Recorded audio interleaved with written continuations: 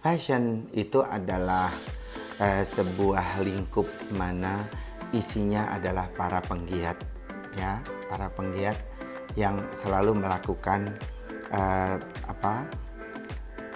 pembaruan karena masyarakat tidak tahu apakah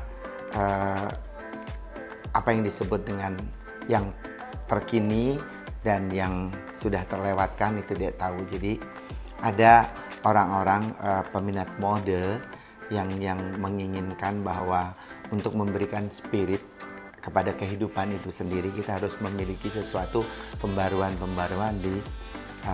pada tahap-tahapan tertentu. Fashion merupakan salah satu hal yang terus berkembang dan berubah seiring berjalannya waktu. Bermula dari tahun 2130 sebelum Masehi. Ada sebuah pakaian bernama shendek yang digunakan pada era Mesir kuno. Kain ini dililitkan di pinggul dengan ujung menggantung di lipatan bagian depan tubuh. Konon, shendek diadaptasi dari hunting skirt atau military skirt yang mengharuskan penggunaan pakaian bebas bergerak untuk berburu maupun aktivitas militer. Kita lanjut ke tahun 470 sebelum Masehi. Kiton merupakan salah satu jenis pakaian yang dipakai oleh perempuan dan juga laki-laki di zaman Roma dan Yunani kuno. Pakaian ini berupa kain panjang yang terbuat dari kain wol atau linen. Harga kain yang sangat mahal menjadi alasan kiton dibuat menjadi satu potongan saja. Berikutnya adalah abad ke-12. Fustanella adalah pakaian tradisional yang dipakai oleh kaum laki-laki di Eropa Tenggara seperti Yunani, Albania, dan Montenegro. Fustanella biasanya digunakan oleh tentara atau penjaga kerajaan. Selanjutnya adalah abad ke-16. Kilt adalah rok tradisional asal Skotlandia dan Irlandia. Salah satu ciri khas dari kilt ini yaitu motifnya yang bernama tartan. Selain kilt, ada beberapa pakaian tradisional dari berbagai penjuru dunia yang berbentuk seperti rok.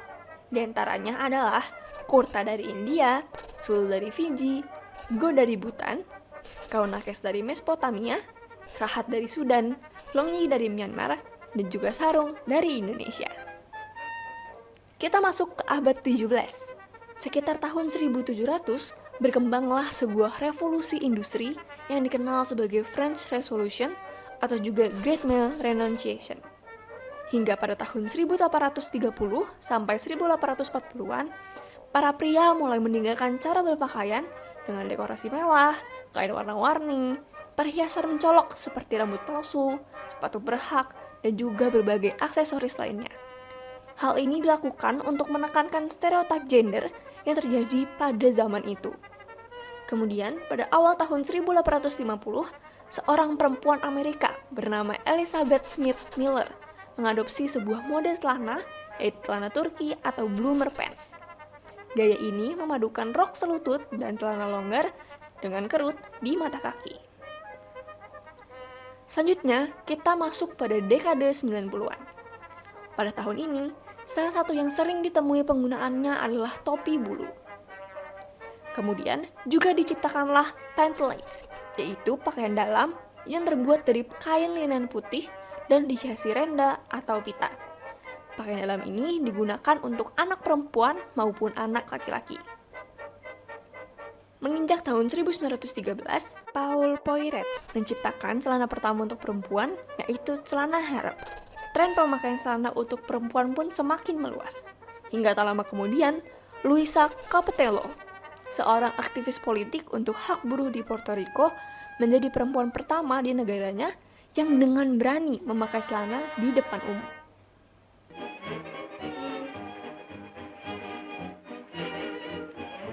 Tahun 1920 bisa disebut sebagai era Melindrosa atau Flatter, di mana masyarakat menggunakan pakaian yang glamor dan dilengkapi dengan make up tebal. Para pria juga seringkali mengenakan celana kodok dan jas dipadukan dengan tas dan topi. Namun pada tahun ini juga, satu revolusi besar dalam dunia mode terjadi. Tepatnya pada saat seorang desainer ternama, Coco Chanel, mengeluarkan sebuah terobosan sebagai bentuk kebebasan wanita dalam berpakaian dan meninggalkan penggunaan korset. pada 1930, seorang ikon mode bernama Katharine Hepburn menjadi salah satu tonggak bagi wanita yang mengenakan celana panjang pria.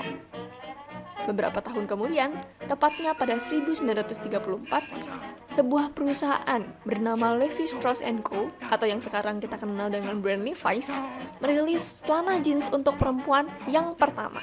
Maka di tahun ini dikenal juga dengan calça comprida dalam bahasa Portugis, yang artinya adalah celana panjang.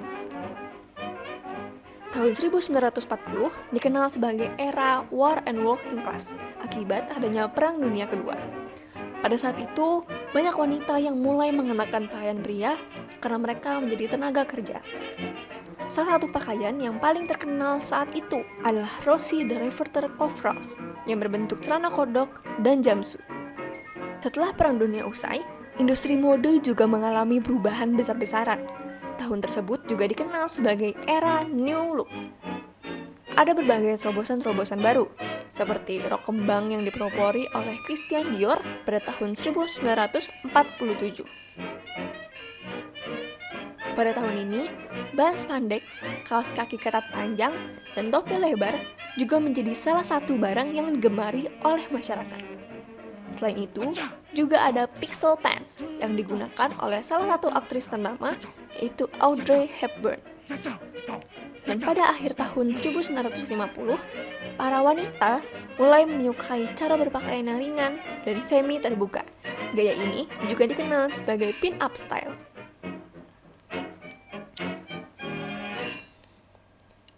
Futurisme, camiseta, dan hippie adalah 3 tren di industri fashion yang sangat menggambarkan tahun 1960.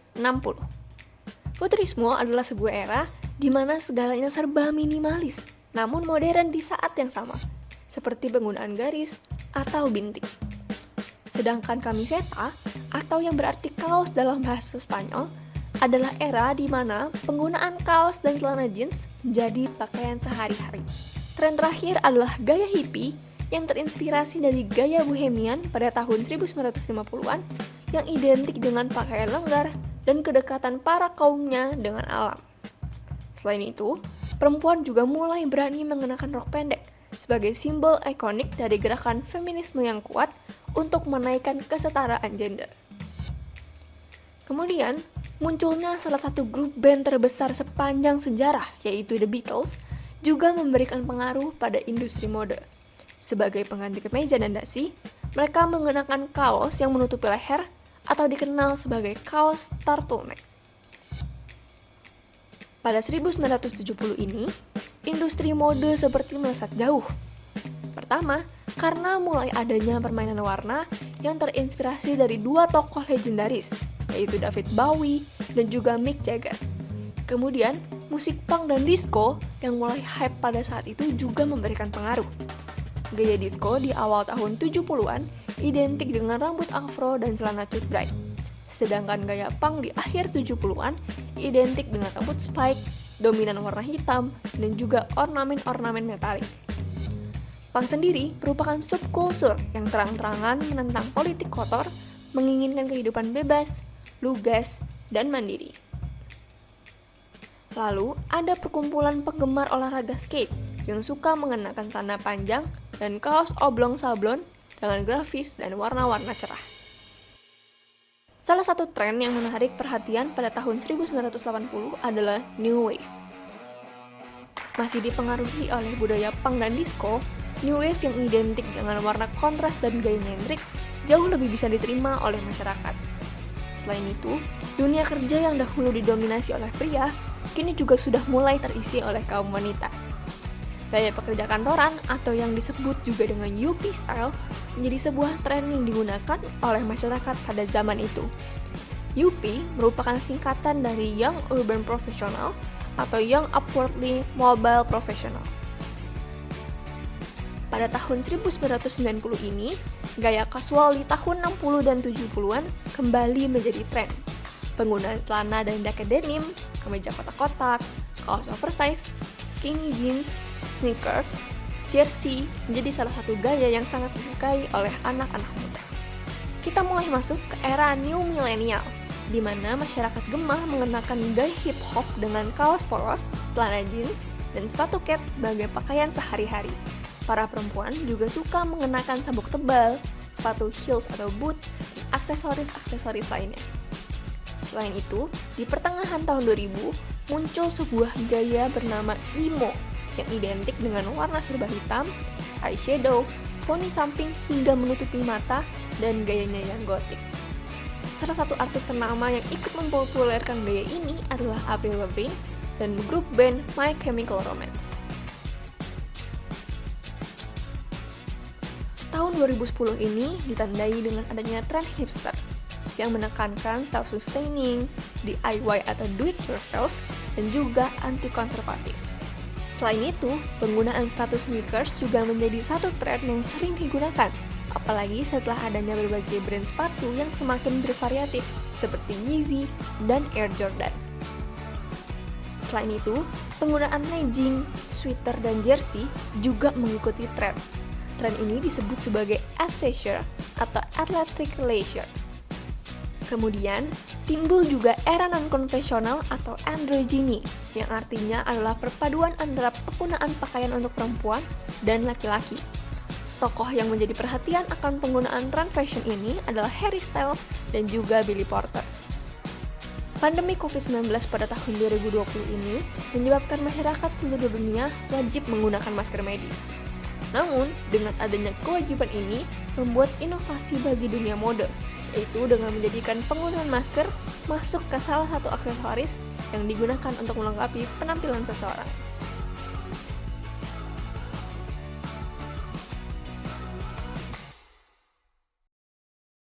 Jadi pertama adalah pakaian itu kalau kegunaannya sebetulnya yang paling simple, yang paling minimal adalah untuk menutupi aurat.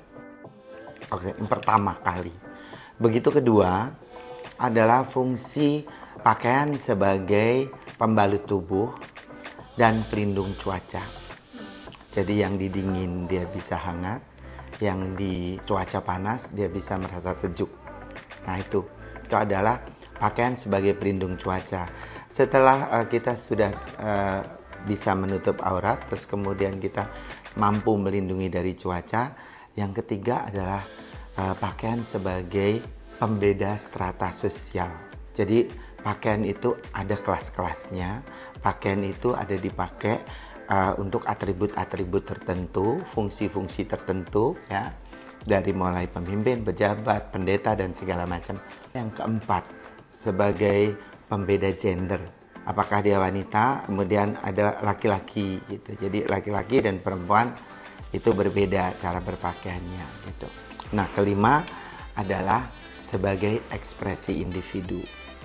Gitu. Sebagai ekspresi individu adalah mengatakan bahwa kita bisa sama-sama beli di toko yang sama, tetapi cara memakainya kita menjadi berbeda.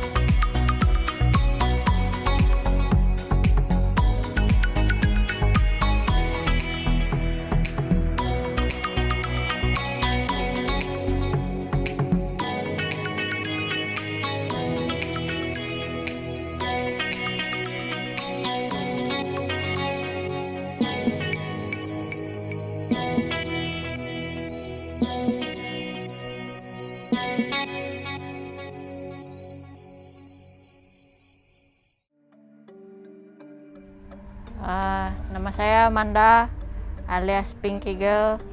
Pekerjaan saya seniman. Saya Ican Haran, pekerjaan saya seniman. Ya dulu saya kuliah di jurusan fashion di Singapura. Terus habis itu sejak itu saya terjun ke dunia fashion, mencoba.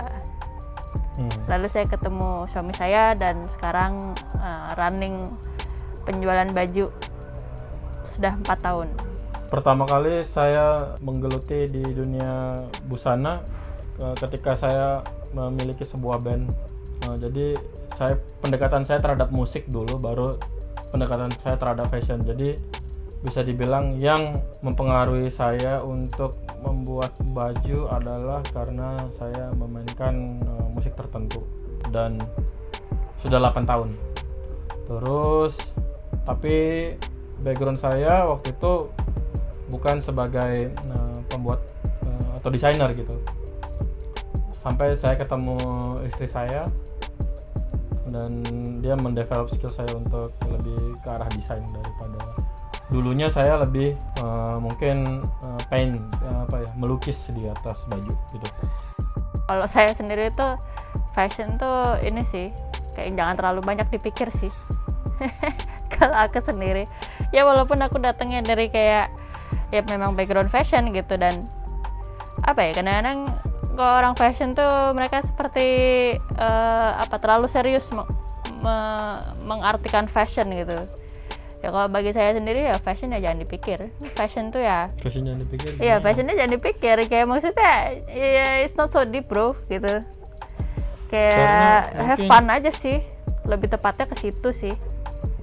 Kalau aku fashion itu seperti, kalau aku pribadi fashion itu seperti salah satu alat atau perangkat yang bisa mendefinisikan identitas aku tersendiri gitu. Mungkin lebih seperti itu. Kayak aku sangat menghargai identitas-identitas yang lahir dari cara orang berbusana. Oh sebenarnya sih kalau saya tuh nggak terlalu fokus ke fashionnya sih, lebih tepatnya ke apa yang ingin disampaikan secara karakter. Jadi dalam artian saya tuh seperti punya karakter yang ingin saya sampaikan, lalu di situ saya develop bajunya. Kalau saya proses saya seperti itu. Jadi kayak kalau aku sih kayak personally kayak inspired banget sama kayak film-film, sejarah, video games. Jadi kalau misalnya background estetika saya banyak ngambilnya dari sisi situ. Jadi yang dimana development karakter itu yang mendahulukan saya sebelum membuat pakaian itu tersendiri. Mungkin aku lebih kayak meng-highlight kalau konsep yang kita tawarkan itu sebenarnya lebih ke perasaan personal gitu, sama apa yang kita presentasikan di baju-baju kita tuh lebih mengedepankan rasa personal kita, kecintaan kita terhadap warna, kecintaan kita terhadap keunikan tersendiri dari manusia gitu ya, atau keunikan tersendiri dari pakaian itu sendiri gitu. Aku lebih banyak ke musik sih, sama mungkin ke lingkungan sehari-hari. Makanya kalau di koleksi kita tuh beberapa materialnya mungkin bisa kamu dapatkan dengan gampang, seperti limbah atau pakaian bekas atau keseharian gitu ya, kayak kain serbet atau keset gitu, atau beberapa material yang mungkin tidak fashionable gitu, kayak kanebo gitu. Sebenarnya kalau aku prosesnya lebih organik sih, karena kadang-kadang tuh aku nggak tahu juga mau bikin apa, jadi ngelihat materialnya dan bagaimana, terus habis itu main dengan materialnya. Jadi kalau pakemanku sebagai desainer itu, dan yang aku ajarkan juga ke semua anak magangku, ke anak didikku, itu adalah menghormati material. Itu kalau menurut aku itu peganganku nomor 1 itu dalam fashion, karena maksudnya apalagi dalam cara kita mendesain, karena kita menggunakan material yang sudah jadi. Jadi bagaimana kita menghormati bahan yang sudah jadi itu gitu, dan tidak merusak material itu sendiri. Walaupun kita memang Mungkin maksudnya dalam prosesnya mengobrak-abrik materialnya, tapi esensi dari material ini itu kita harus hormatin. Jadi dalam artian yang mungkin kayak kalau nggak begitu mengerti dalam dunia desain fashion itu kayak misalnya kayak kain nih, kain tuh ada yang lemes, ada yang keras, ada yang tebal. Nah kalau misalnya kayak yang lemes gitu ya bikinnya ya harus yang lembut gitu ya desainnya, jangan kainnya lembut tapi ingin bikinnya yang keras. Nah itu bertolak belakang dengan sifat materinya. Dan seperti juga kayak kain yang keras itu juga berarti konstruksinya yang lebih tough gitu ya. Contoh-contohnya seperti itulah, tapi aplikasinya cukup luas karena itu kembali lagi yang beradaptasi sama kainnya itu kita gitu, bukan sebaliknya. Terkadang kita tuh memang ingin meng-highlight hal-hal material tertentu, misalnya kita menggunakan jaket gunung gitu ya, yang dipakai untuk hiking gitu. Karena karakter jaket gunung itu kita kadang-kadang memang sengaja untuk memang mencapai ciri, misalnya kita ngambil tangannya aja gitu ya, untuk kita highlight gitu. Jadi kayak memang kelihatan itu terbuat dari jaket gitu. Ya seperti itu juga ya. Kadang-kadang konsep karyaan kita tuh misalnya ada kayak kain yang sangat feminis banget gitu, femin banget gitu, kayak kain brokat gitu misalnya, yang bisa dipakai untuk kebaya gitu, kita ubah jadi kayak lebih maco gitu ya, kayak jadi bikers jacket kayak gitu kan. Kita atau bahan yang sebenarnya nggak sporty tapi kita bikin sporty, atau bahan yang sporty banget seperti bahan-bahan jersey kita jadiin tradisional banget gitu. Itu juga kita bermain-main di situ. Ya, dalam artian kita juga bermain dalam kontras yang dimana kan tadi kan seperti aku bilang kayak yang lemes ya desainnya juga lemes gitu kan. Yaitu pakeman secara materialnya seperti itu, tapi ada pakeman desain yang lainnya juga. Itu kita banyak bermain secara kontras gitu. Dari mana yang misalnya kain ini punya konsep tersendiri gitu kan, kain ini itu cantik gitu, tapi gimana kita bisa mengubah konsep kain cantik ini menjadi tidak cantik. Nah di situ kalau menurut aku tantangan kita keseharian yang menarik. Beberapa karyaku juga keluar dari hasil spontanitas bermain terhadap material, tapi ada beberapa kayak karya yang memang ada pesan-pesan tertentu yang ingin disampaikan. Dan itu kayak aku tuh bikin dari durek gitu, dari topi SMA itu aku potong gitu ya, brimnya, terus aku bikin kayak durek gitu ya hal-hal seperti itu sih yang kayak kadang-kadang ada pesan di baliknya, kadang-kadang juga karena play fun aja. Sebenarnya kreatifnya tuh kita tuh di sini lebih mengedepankan humor tersendiri. Humor kami, humor aku sama Anda ya, bikin baju tuh harus ada rasa funnya gitu. Terus harus sedikit sarkastiknya juga ada gitu.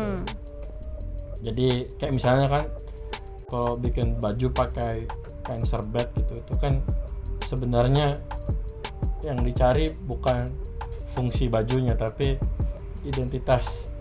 Kamu pakai serbet gitu, bermain dengan konsepnya itu bermain sih. bermain dengan materialnya gitu, bermain dengan ya itu tadi kayak ngakak ya kalau misalnya bikin jas pakai serbet kayak gitu, itu kan sebenarnya kita ketawa duluan gitu kan, sebenarnya energinya kan di situ kan yang kita jaga gitu, kita harus ketawa dulu nih gitu. Dulu sama karyanya.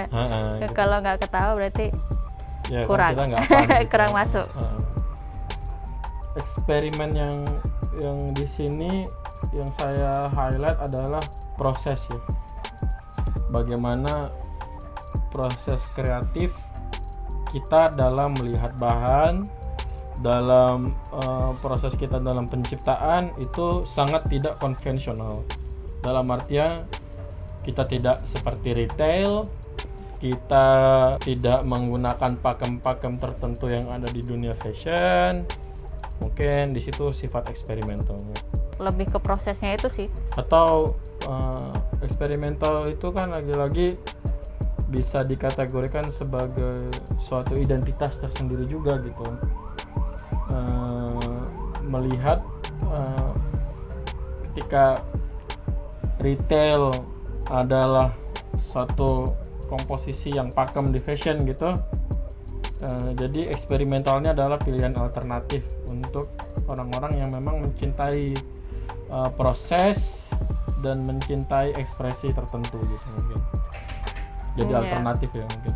Iya, lebih ke alternatif. Tapi ada maksudnya dalam proses juga apa ya? Kalau misalnya dalam sebuah company gitu, company perusahaan fashion gitu, kayak cara mereka menjalankan approach mereka terhadap desain juga berbeda sih.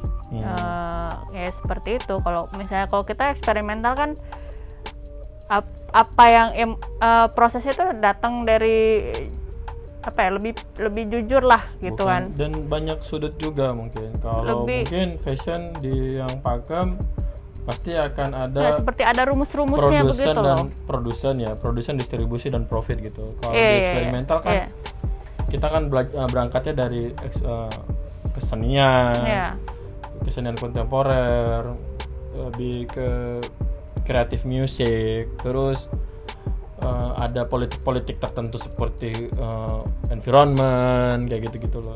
Jadi tidak, pandangannya bukan hanya sekedar untuk produksi yang banyak, kuantitas yang banyak, distribusi masif dan profit masif gitu loh. Kita tuh sebaliknya gitu. Kita tuh ada penawaran-penawaran alternatif tertentu gitu. Iya, itu dah maksudnya. Jadi kayak mereka kalau yang retail dan kayak gitu kan mereka kayak punya rumusnya gitu kan, rumus XYZ-nya tuh yang dimana kayak mereka tahu apa yang laku dijual gitu, dan mereka tuh ya udah berdasarkan itu aja gitu, berdasarkan marketnya mereka gitu. Nah kalau kita tuh ya lebih kayak prosesnya tuh ya udah apa yang kita mau buat sekarang ya udah gitu.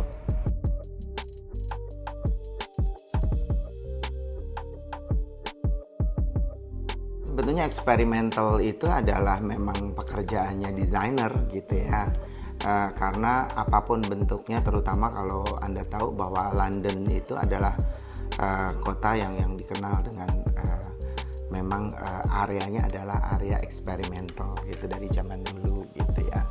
Jadi terkenal kalau misalnya kita bedakan antara 4 negara adidaya ini, yaitu kita bedakan kalau kita ngomongin eksperimental tadi London, kemudian Italia adalah very ready to wear yang selalu keluar dengan satu inovasi bahan-bahan yang terbaru gitu, tapi very ready to wear produknya. Terus kemudian Paris itu dengan sesuatu yang high fashion, haute couture.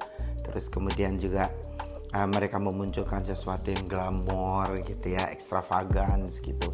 Kemudian ada New York yang sebetulnya mengatakan bahwa whatever you take is all about freedom movement gitu. Jadi semua pakaian kalau Anda lihat namanya ada Oscar de la Renta, ada Donna Karan, ada Ralph Lauren gitu ya, semuanya tapi basicnya adalah freedom movement. Jadi setiap negara memiliki keunggulan. Jadi kalau bicara yang tadi kembali bagaimana eksperimental itu dibuat, apalagi eksperimental genderless adalah bagaimana membuat satu kriteria di mana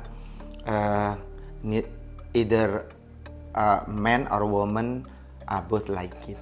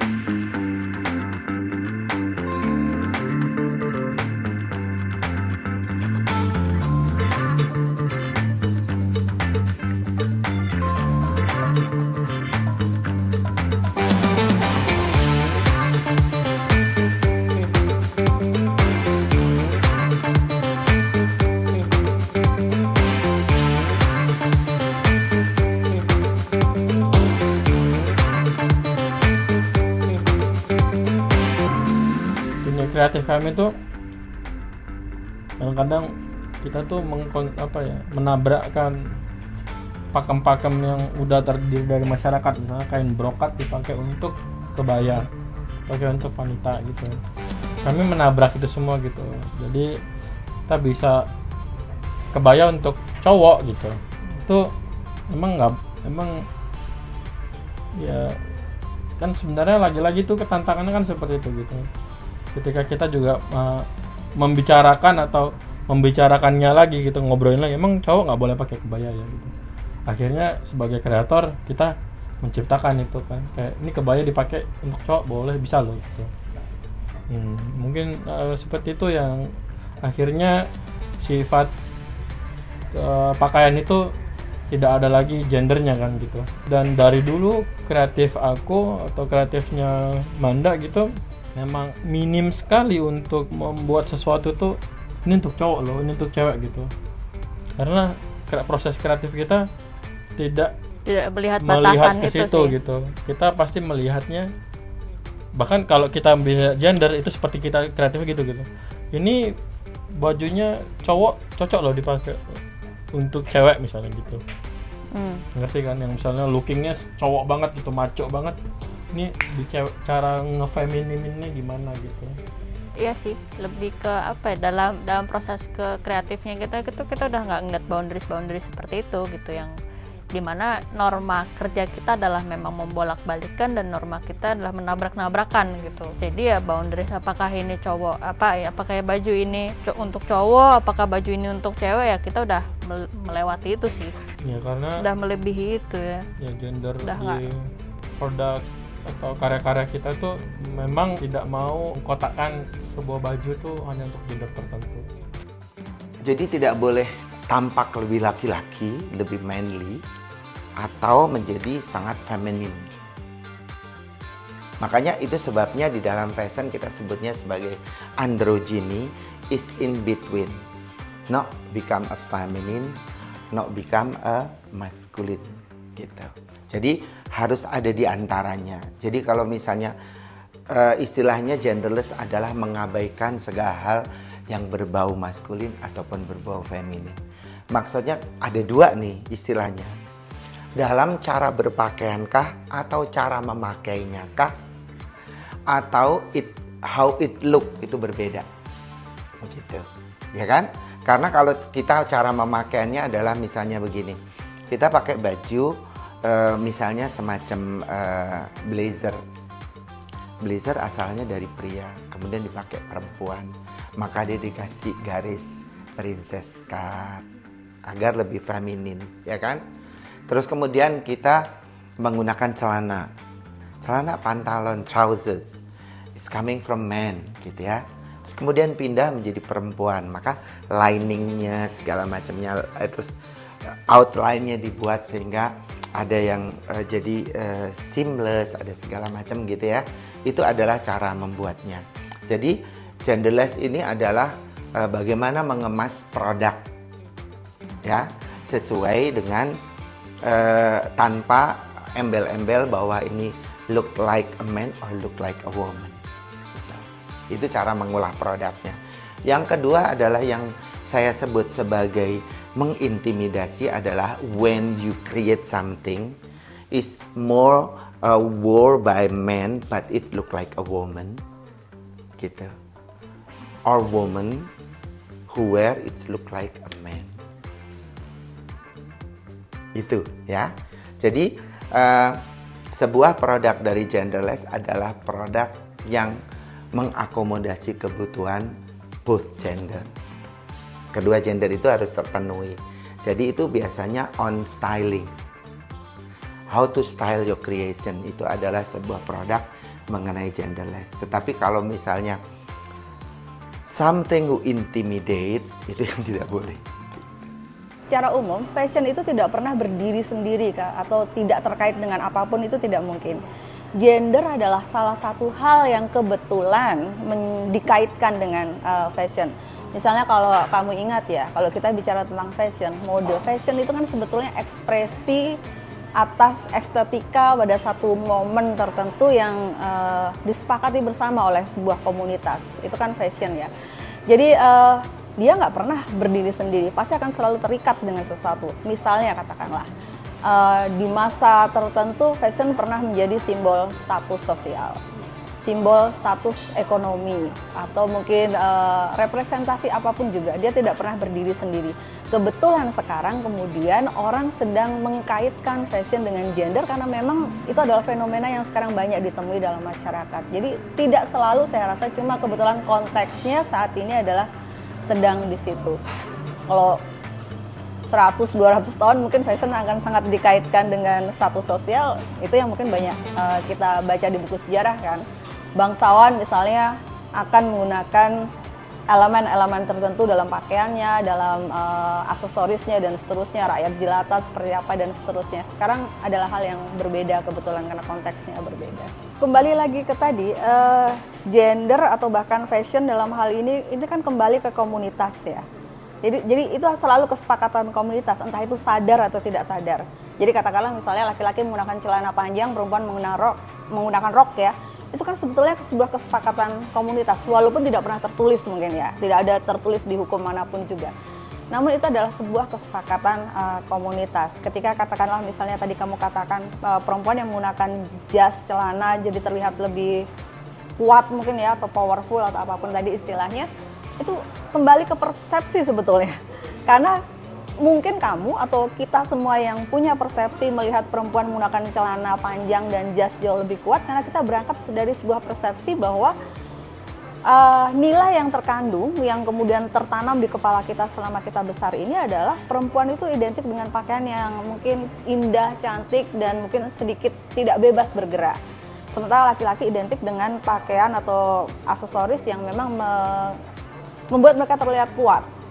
Kembali ke masa lalu yang mungkin kalau laki-laki itu berburu maka dia aksesorisnya juga menunjukkan kuat. Jadi ketika itu atribut-atribut itu dilepas dan ditaruh di perempuan, maka persepsi yang muncul akan sama, nggak berbeda, kuat juga. Tapi itu ya karena nilai yang di kepala kita adalah kita terbiasa dengan nilai itu. Tapi coba kamu pindah ke tempat yang lain, yang masyarakatnya atau komunitasnya punya nilai yang berbeda. Misalnya Skotlandia ada pakaian nasional mereka yang laki-laki menggunakan, kalau tadi meminjam istilah rok, adalah rok. Apakah itu kemudian membuat mereka menjadi terlihat tidak maskulin? Tidak, karena buat persepsi mereka bukan femininitas yang muncul dari itu. Jadi ini hanya masalah persepsi. Atau mungkin di beberapa negara Afrika yang mereka memang suka menggunakan warna-warna terang, tidak peduli laki-laki ataupun perempuan, persepsi itu tidak akan muncul. Jadi itu muncul karena persepsi. Termasuk kalau kita bicara tentang itu, perubahan dari mungkin era-era setelah abad pertengahan ke sini ya, di mana perempuan tadinya memakai pakaian-pakaian yang mungkin cenderung tidak membuat mereka bergerak bebas ya, kemudian berubah menjadi mengadopsi pakaian-pakaian laki-laki yang jauh membuat mereka bergerak jauh lebih bebas ya. Persepsi itulah yang kemudian muncul karena masyarakatnya tumbuh dari sebuah persepsi tertentu. Segala sesuatu yang baru itu mungkin akan menimbulkan diskursus, itu wajar. Kalau kamu ingat dulu pertama kali perempuan atau awal-awal era di mana perempuan tiba-tiba banyak menggunakan celana panjang dan baju longgar juga terjadi diskursus. Kalau mungkin kamu belajar fashion, ketika Chanel pertama kali mempromosikan bahwa perempuan menggunakan celana longgar, baju longgar, juga banyak yang mungkin merasa keberatan karena menghilangkan unsur-unsur tadi, kalau meminjam istilah kamu, feminitas seorang perempuan, karena jadi terlihat maskulin seperti laki-laki kan. Namun namanya masyarakat pasti berubah kan, dan berubah itu pasti seiring dengan kebutuhan. Sekarang siapa yang meragukan seorang feminitas seorang perempuan hanya gara-gara dia memakai celana panjang dan atasan longgar? Tidak ada lagi. Bahkan sekarang cutting celana longgar dan atasan longgar itu bisa juga dibuat dengan gaya feminin. Jadi genderless fashion ini mungkin menjadi diskursus karena baru ya, istilah yang baru, sebuah perubahan yang baru, orang mungkin belum terlalu paham dan belum terlihat jelas perubahannya kemana. Sama seperti dulu ketika tiba-tiba ya perempuan menggunakan celana panjang, juga orang-orang mungkin akan ada yang keberatan karena ini adalah sebuah norma atau yang berubah. genderless fashion saya rasa seperti itu, dan saya sepakat dengan itu. Tinggal nanti bagaimana ini kemudian bisa diadaptasi dengan baik oleh masyarakat, atau mungkin bisa ditolak oleh masyarakat, untuk kemudian kita baru bisa melihat apakah ini sesuatu yang sekedar lewat atau tren tadi seperti kamu bilang, atau ini memang sesuatu yang permanen. Karena kalau perubahan gaya berpakaian perempuan itu kan permanen kan, karena kamu bisa lihat sekarang hampir sama semua pakaian laki-laki dan perempuan. Jadi artinya adalah ini perubahan bergerak maju yang permanen. Genderless fashion itu nanti, karena ini juga baru awal, kita belum bisa melihat. Tapi kalau misalnya ini permanen, maka ini akan permanen ke depan. Akhirnya jadi nanti seperti yang misalnya kamu bilang, orang-orang katakanlah ya, contoh rok tadi akan menjadi bisa digunakan laki-laki dan perempuan, dan tidak ada orang yang memandang dengan aneh. Tapi kalau misalnya ini adalah sebuah tren yang tertolak, ya maka itu akan kemudian hilang ketika waktunya memang sudah selesai. Nah, ketika kita bicara gender itu kan memang ekspresi gender itu kan terkait dengan, sebagian besar memang terkait dengan kelompok LGBTQ ya, maka kemudian akhirnya orang secara tidak langsung mengkaitkan genderless fashion dengan LGBTQ karena itu tadi. Walaupun mungkin sebetulnya tidak ya. Cuma sekali lagi tadi, ketika kita bicara gender, sekarang segala sesuatu yang terkait gender akan selalu identik ke situ. Padahal kalau misalnya kita melihat akar kata gender itu kan sebenarnya sudah jauh lebih lama muncul kan. Tentang pertama kali ini kan digaungkan untuk kesetaraan gender antara laki-laki dan perempuan ya, tapi sekarang tidak kan.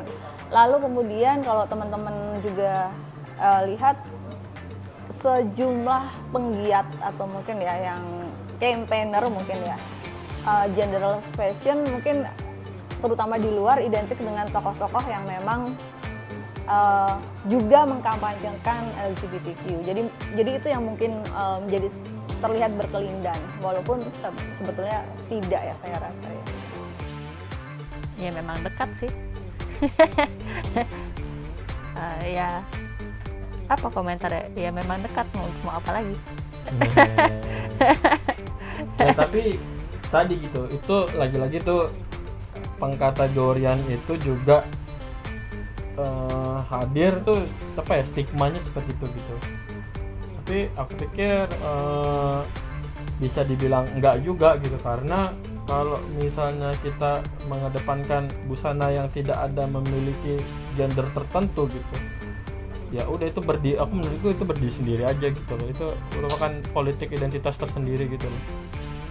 Ya politik identitas. Maksudnya ya. apa sama kayak kenyamanan tersendiri aja gitu ketika orang mau bergaya apa ya, kayak mau bergaya dengan gender apapun gitu, walau tidak mengkategorikan diri dengan gender tertentu, ya itu artistik gitu loh, udah nggak ada hubungannya sama LGBTQ gitu. Kalau saya sendiri secara pengamat dan pengguna mode gitu ya, saya tidak berpikir tentang itu. Saya adalah saya, dan saya adalah bagian dari ungkapan dari apa yang saya kenakan gitu, karena saya sudah mempunyai confident. Jadi untuk memberanikan diri menggunakan ini sebetulnya butuh confident gitu. Dan confident ini dibangun oleh person per person. Tapi kadang-kadang person ini juga bergantung kepada community yang ada. Itu yang membuat kenapa orang stigma atau berpikir bahwa genderless itu terkadang dihubungkan dengan LGBT, dihubungkan dengan sesuatu yang saya ingat ada satu Instagram dari sahabat saya juga, Aming misalnya. Dia selalu berpenampilan di dalam sosial medianya dia dengan gaya yang sangat genderless gitu ya, menganggap bahwa ini apakah hanya ekspresi dari cara saya memandang fashion sebagai bagian dari diri saya gitu. Tapi yang terjadi memang komen-komen negatif itu jauh lebih banyak ketimbang yang positif.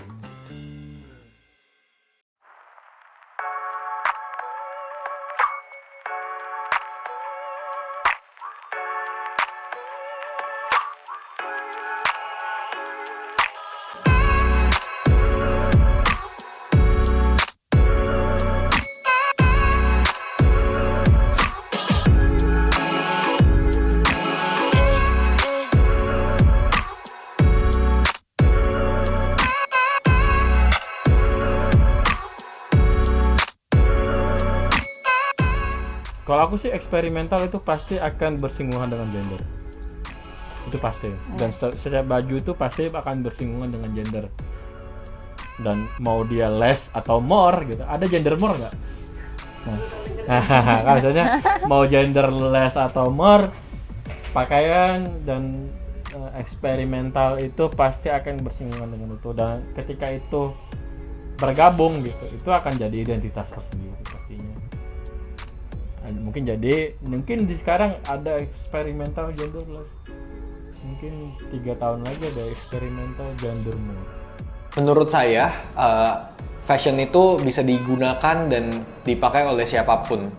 Dan selagi itu memenuhi tujuannya, yaitu menghangatkan tubuh dan nyaman untuk digunakan, menurut saya ya tidak ada masalahnya sih. Experimental genderless fashion itu adalah sebuah gerakan fashion baru ya yang nggak biasa, yang sebenarnya menurut saya sangat unik dan menarik karena nggak semua orang punya kesempatan untuk mencoba itu dan nggak semua orang mau. Biarpun itu akan menjadi kontroversi tentunya di Indonesia, tapi itu bukan suatu hal yang sebenarnya ditiadakan karena kembali lagi seni itu bebas dan seni itu kan nggak ada limitnya ya, dan semua orang punya pandangan seni itu berbeda-beda dan justru itu yang baik karena itu yang menjadikan manusia gitu, punya pandangannya tersendiri akan dunia, punya pandangannya tersendiri tentang seni, mungkin dari bagaimana dia dibesarkan, bagaimana dia berinteraksi dengan lingkungannya, dan itu yang membuat sebuah karya terutama experimental genderless fashion itu sangat unik karena dia punya perpaduan dari beberapa macam seni. Menurut saya sih gitu. Kalau saya pribadi melihatnya, ngapain sih begitu? Ngapain sih begitu terlalu seakan-akan terlalu seeking, terlalu ambisius untuk cari eksperimental yang baru gitu. Padahal apa yang udah ada sekarang juga bukan berarti jelek, bukan berarti nggak cukup gitu. Kalau menurut saya intinya gini sih ya, kalau untuk eksperimental genderless fashion, selama ini hanya untuk sebagai pertunjukan seni dalam tanda kutip kayak fashion show atau hanya untuk seni aja, menurut saya sih nggak masalah. Yang namanya juga kita bereksperimen gitu. Di dunia ini saya percaya juga kalau misalkan pasti ada sesuatu yang baru gitu. Walaupun sesuatu yang baru ini belum tentu enak buat kita nikmatin gitu. Tapi selama ini sekali lagi untuk eksperimen aja menurut saya nggak apa-apa. Tapi ketika itu udah jadi budaya untuk dilakukan sehari-hari, menurut saya ada yang salah di situ, yang saya nggak bisa nikmatin mungkin bahasanya. Saya lebih ke adalah yang namanya terganggu aja. Kalau misalkan ngelihat ada cowok yang pakai dress cewek misalkan, atau ada cewek yang pakai kaos kutang atau kemeja atau jas untuk cowok, lebih kayak kenapa nggak mereka pakai pakaiannya untuk mereka sendiri, itu memang sengaja udah dibuatin buat mereka gitu kan. Tapi ya menurut saya lebih ke ya udahlah, kalau mereka yang melakukan itu ya udah nggak apa-apa. Tapi kalau saya lebih adalah terganggu yang namanya hal-hal yang seperti itu. Genderless fashion sendiri juga menjadi kontroversi kan di Indonesia, dan belum semua orang menerima. Seperti yang saya bilang pada awalnya gitu, kita hidup di negara yang bukan seperti negara di barat yang sangat liberal. Kita hidup di negara yang dimana kayak kita selalu dibatasi dengan norma ini, norma itu, dan pandangan orang ya kayak oh kalau dia kalau dia menggunakan fashion yang berbeda dengan kita, atau misalnya fashionnya terbalik, itu akan itu artinya dia bla bla bla gitu. Jadi sebenarnya memang stigma itu sulit untuk dirubah, tapi bukan berarti tidak bisa dirubah sama sekali. Dan menurut saya seiring berjalannya waktu mungkin stigma ini bisa berubah sih, dan bagaimana orang melihat seni akan terbuka karena kan semakin hari semakin banyak ya yang kayak gini. Dan menurut saya selama pakaiannya nyaman digunakan, nggak ada salahnya sih.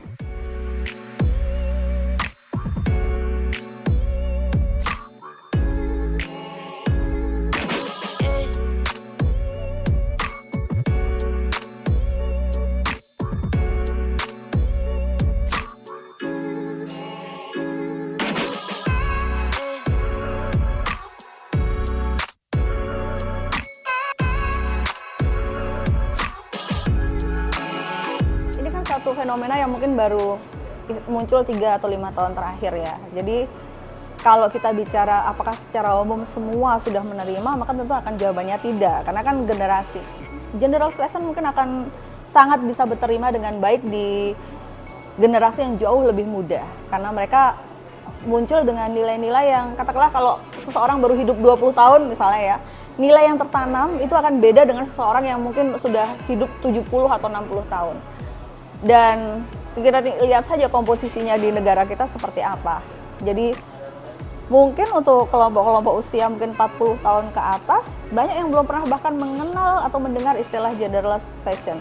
Jadi kalau kamu pertanyaannya adalah apakah Indonesia sudah menerima atau tidak, kalau kita bicara dalam secara statistik, secara umum, maka jawabannya mungkin jadi terkesan seperti tidak. Namun sekali lagi, tidak itu mungkin bukan murni tidak, tapi karena tidak tahu. Jadi selama istilah itu, fenomena itu belum familiar, jadi belum teruji sebetulnya di masyarakat. Kecuali kalau sudah tersosialisasikan kemudian muncul gerakan tidak, kita bisa bilang oh berarti memang tidak diterima. Tapi kalau bahkan belum tersosialisasikan, sebetulnya saya rasa kita belum tahu apakah masyarakat Indonesia menerima atau tidak menerima. Tapi kalau mengingat keterbukaan sekarang ya, setidaknya untuk di generasi muda saya rasa berterima dengan cukup baik ya. Kalau aku sih semakin kamu Hujat itu berarti fashionmu berhasil. Ya karena kamu mendapatkan reaksi ya, karena itu gunanya fashion itu di situ sih. ya tahan nggak dengan melawan peer pressure ya. Itu aja sih, kalau tahan melawan peer pressure ya udah do it bro. Ya hujatan itu kan apa ya, efek ya, dari apa yang kamu presentasikan, dan itu keberhasilannya di situ. Bukan hanya pujian gitu, tapi hujatan juga. Kalau saya hanya berbicara mengenai bagaimana fashion sebagai ekspresi dari orang per orang, ya, sebagai identitas orang per orang. Jadi my personality, my ID gitu loh bahasanya gitu. Jadi pada saat orang bicara itu sebetulnya di human rights juga sudah ada gitu, bahwa orang berpakaian itu ada haknya, hak dia sebagai cara berpakaian itu ada gitu. Tetapi jangan lupa bahwa kita hidup bermasyarakat dan kita hidup di lingkungan apa gitu.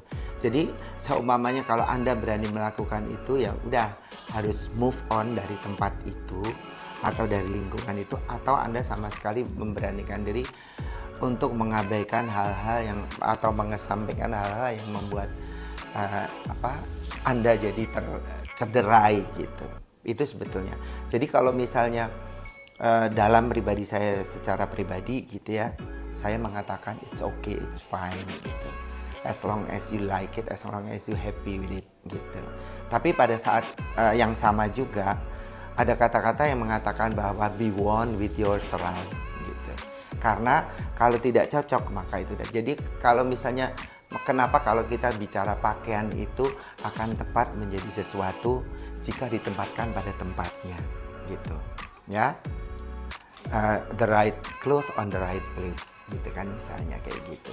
Ya itu harus ada, karena pada saat orang melakukan sesuatu di momen tertentu dengan menggunakan A, B, C, D mesti on the right place. Nah itu yang paling penting, jangan sampai mengundang. Nah, pakaian yang berbahaya adalah pakaian yang mengintimidasi gender, mengintimidasi lingkungan, mengintimidasi orang per orang. Itu adalah pakaian yang tidak nyaman untuk dikenakan, jangan sampai. Jadi if you wear it, you just choose the right place with the right clothes. Kalau menurut saya sendiri, jangan takut sih untuk mencoba, karena nggak ada salahnya kok, nggak ada ruginya untuk mencoba. Karena kalau kita salah akan kita perbaiki. Tapi menurut saya nggak ada salahnya untuk untuk bereksperimen di dalam seni, kayak seperti menggunakan pakaian yang nyaman untuk kita, baik itu sebenarnya sesuai dengan role gender kita atau bukan. Karena terkadang ada hal yang sangat tidak adil gitu, kayak misalnya perempuan boleh menggunakan pakaian yang digunakan oleh laki-laki, tapi laki-laki tidak boleh menggunakan pakaian yang sebaliknya padahal itu nyaman untuk digunakan, dan menurut saya ya agak kurang fair dong. Padahal sebenarnya seni itu bebas, dan ketika kita menggunakan pakaian yang terbalik bukan berarti orientasi seksual kita juga berbalik gitu sih menurut saya. Setiap perubahan itu kan kita tidak bisa juga kemudian ketika kita menjadi bagian dari sebuah komunitas atau masyarakat kemudian kita berjalan dengan apa yang ada di kepala kita sendiri ya, karena pasti akan banyak timbul gesekan. Jadi ketika kita ingin melakukan sesuatu yang bisa disebut sebagai perubahan tadi, otomatis harus ada kompromi ya. Jadi ekspresi identitas menurut saya adalah sesuatu yang harusnya memang tidak dibatasi ya, dan apalagi kalau untuk teman-teman di usia yang cukup muda, ini adalah sebuah kemewahan untuk kemudian kita bisa mengekspresikan identitas kita dengan seluas mungkin ya. Dan buat orang-orang yang ada di posisi atau menjadi bagian dari masyarakat, menurut saya memang sudah saatnya sebetulnya memberi ruang untuk agar setiap orang bisa menjadi dirinya sendiri terutama dalam ekspresi identitas. Cuma sekali lagi, ketika kita bicara tatanan masyarakat, maka semua harus tahu cara untuk berkompromi. Semua harus tahu cara di mana kemudian istilahnya mungkin tidak memaksakan diri atau tidak kebablasan. Karena di atas kebutuhan-kebutuhan untuk entah itu mengekspresikan diri atau apapun juga, masih ada yang namanya kebutuhan untuk menjaga harmonisasi sebuah kelompok. Dan itu menurut saya adalah sesuatu yang harus semua orang pertimbangkan, baik yang kontra ataupun yang pro untuk genderless fashion tadi. Jadi kalau katakan misalnya ada waktu-waktu, ada momen-momen, ada kesempatan tertentu yang memang belum mengakomodasi ekspresi identitas tertentu pada awal-awal perubahan seperti ini, menurut saya semua orang juga harus memahami itu ya, tidak kemudian kita memaksakan diri dengan apa yang kita mau. Namun di satu sisi, buat anggota masyarakat yang mungkin melihat perubahan ini sebagai sesuatu yang baru, juga harus mulai membuka diri untuk kemudian sadar bahwa budaya, adat, istiadat, kebiasaan itu kan sesuatu yang bergerak dan berubah. Kita tidak bisa mematenkan cara hidup kita.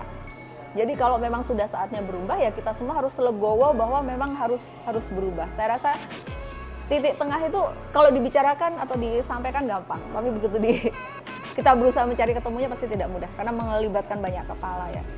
Tapi kesadaran bahwa semua orang berbeda itu menurut saya adalah dasar dari semua untuk mulai membuka jalan dialog.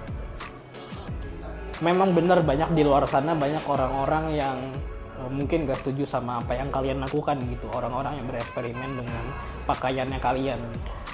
Tapi kalau itu apa yang kalian mau dan itu siapa diri kalian, menurut saya nggak apa-apa, belajarlah untuk berani untuk melakukan gitu. Karena terkadang yang jauh lebih penting adalah kita belajar untuk saling menerima, bukan saling ngejudge satu sama lain.